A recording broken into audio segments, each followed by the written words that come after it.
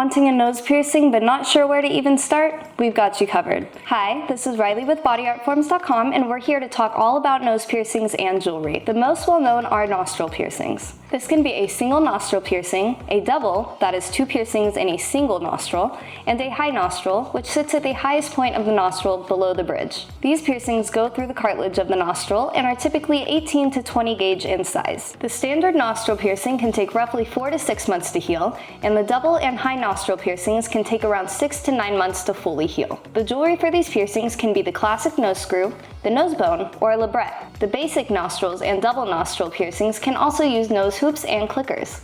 Next, we have the popular septum piercing.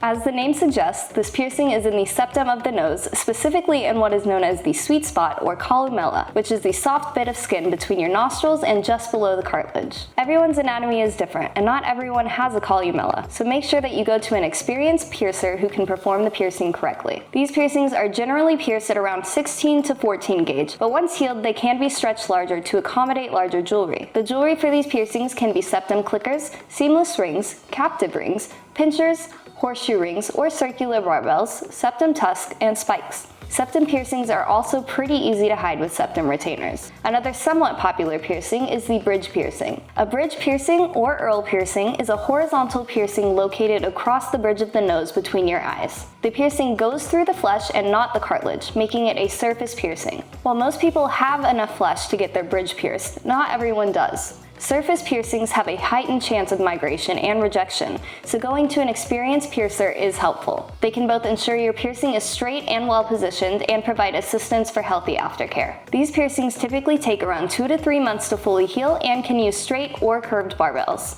Next, we have the Austin bar and Rhino piercings. Both of these piercings go through the soft tissue at the tip of the nose without piercing through the septum, nostrils, or entering the nasal cavity. The Austin bar sits horizontally, while the Rhino bar is vertical, with one end resting under the tip of the nose and the other resting just above it.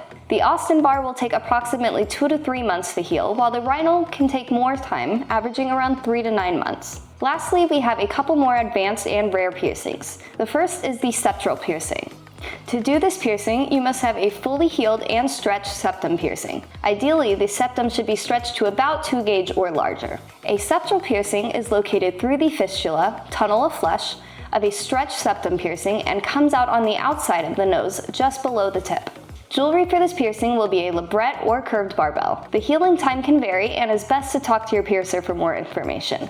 And lastly, we have the nasaling piercing. This is one of the most rare and more complex nose piercings. While it may look like a pair of high nostril piercings, a nasaling is actually 3 piercings in one. This piercing is connected by a straight barbell that goes through both nostrils and the inner cartilage of the septum. This piercing requires a straight barbell, and the healing time can take anywhere from 3 to 9 months. And that's it. Let us know what your favorites are, if you already have them, or if you're planning to get one in the future.